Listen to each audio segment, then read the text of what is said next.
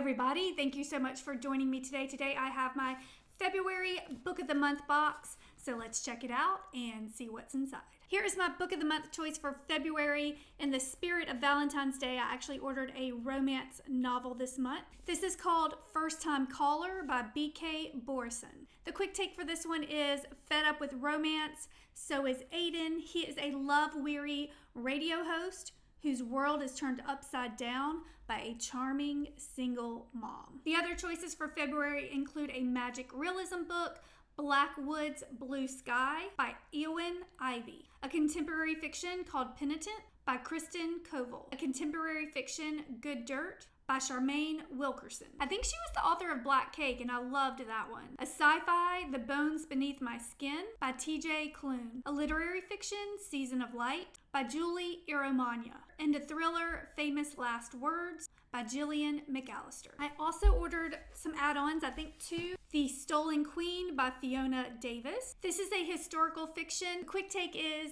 in this treasure trove of historical fiction, an unlikely duo must recover a lost artifact before it's too late. I read The Spectacular by this author, and I love that book, so I'm excited for this one. My second add-on, this was one of the January Book of the Month choices. This is called The Favorites by Layne Fargo. The quick take is, elite figure skaters experience chemistry on and off the ice in this intoxicating tale of ambition, sabotage, and love. And at the bottom of the box, we have this month's bookmark, guaranteed climax every time. You know, Book of the Month's getting a little saucy these days. I like it.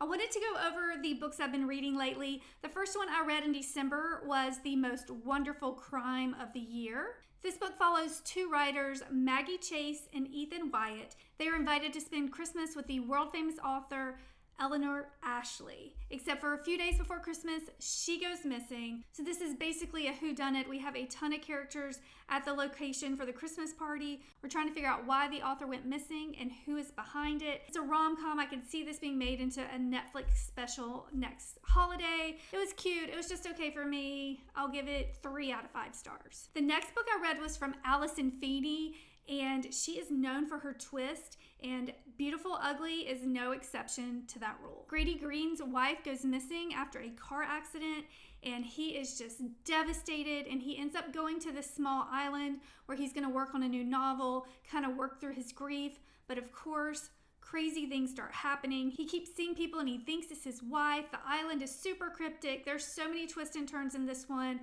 But with all of that, again, I just didn't love this one. I did read Rock, Paper, Scissors by her, and I did enjoy that one. This one, I don't know. Another one I just did not love. The next book is by Matt Haig, The Life Impossible. I heard so many great things about this author, so I decided to pick up this book not knowing anything about it. Ugh. And another one, this is 3 in a row that I just did not love. So this book follows Grace Winters, and a retired math teacher. She's actually gifted a home on a Mediterranean island after her friend dies. So Grace goes there and she tries to figure out what happened to her friend. So this book has a lot of fantasy, a lot of just unlikely events. So you just kind of have to be in that space to believe. It also has another layer where Grace is trying to save the island from environmental danger. So they kind of go together, but they kind of felt like 2 different books as well. So it was a struggle for me to get through this one, but I wanted to see how it ended. I didn't love it, but again, I've heard so much about this author. It's like I'm trying to be punished. I literally just ordered The Midnight Library, which is another book from him that supposedly is amazing.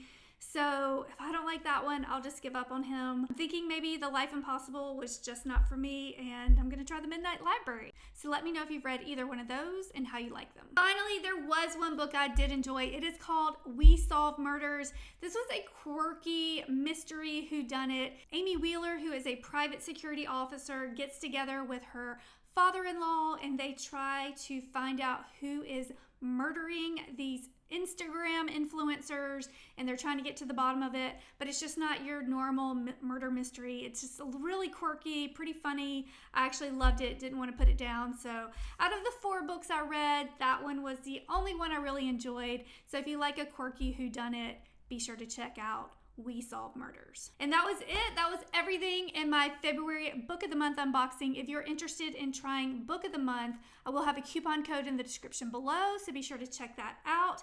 Let me know too in the comments, what have you been reading? What have you been loving? And give me some new ideas of some fresh books to order. And that's it. As always, thank you so much for watching, and please subscribe.